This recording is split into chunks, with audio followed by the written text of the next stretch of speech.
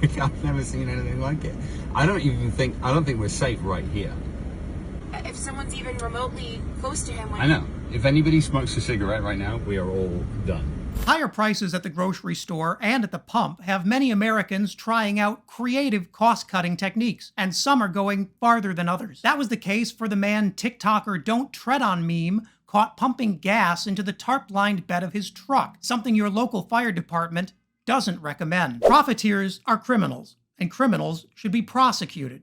At least, that's the way it works in a healthy democracy. With big oil soon to report a record-breaking $50 billion profit in this quarter alone, 2022 is on track to be their most profitable year in history. It's time for the Department of Justice to ask if they've made that fortune legally. But what motivation besides sheer greed could these oil companies have for keeping prices so high? That's a trick question. There is no other motivation. It's greed all the way down. According to a survey of oil executives conducted by the Federal Reserve Bank of Dallas, almost 60% of them said their decision to keep supply low and prices high was driven by, quote, investor pressure to maximize profits. If you want to know why oil prices are high, just follow the oil company's record profits. In the first 3 months of 2022 alone, ExxonMobil made over $5.5 billion.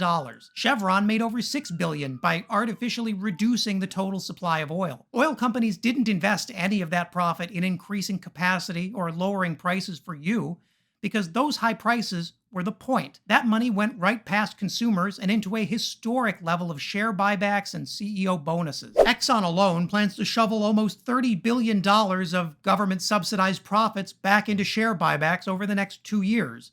And that plan depends on keeping oil prices high. The fact that they're also raising the prices on everything else in the process, that's someone else's problem. Here's some asparagus. That's $4. Yep. Carrots.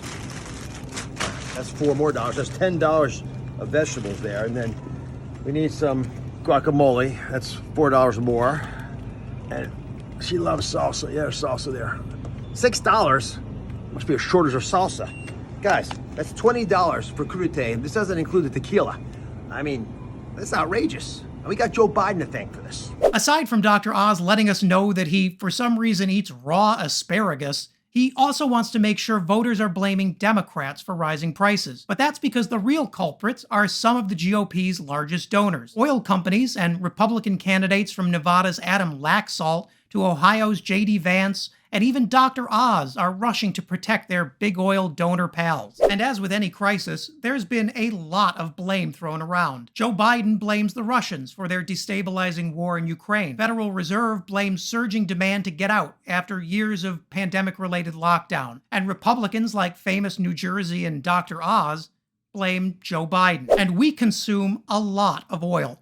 Nearly 20 million barrels a day, over 7 billion a year. So sudden shifts in oil prices can find their way into a whole host of products most people don't immediately associate with oil. Higher prices are real, and explaining them to American voters has been a difficult challenge for Democrats so far. Everything consumers are feeling, from more expensive groceries to more expensive used cars to higher gasoline prices, is all a function of oil. Most of us think of oil as that dinosaur juice that your car drinks, but it's actually so much more. Oil is more than a commodity. It's a platform for our entire modern life. Goods are transported on ships powered by oil. It heats our homes and irrigates our crops.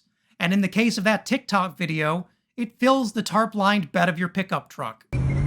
Unbelievable. I mean, Where does he think he's going? I have no idea. How is he going to put that into his... No, he didn't! Yes, he totally did. No! As the clip continues, our brave or very, very stupid gas guzzler takes off down the road, spilling waves of gasoline across the roadway as he makes his escape. Now, this video may be too good to be true. That last turn is almost too hilarious for real life, but it does raise a real point. Rising prices are the talk of the summer, and the oil companies responsible for them are busy ducking blame however they can. If you made it until the end, thank you so much for watching. That video was a topic requested by viewer Alan earlier in the week, so leave a comment below to let me know what you think I should cover next.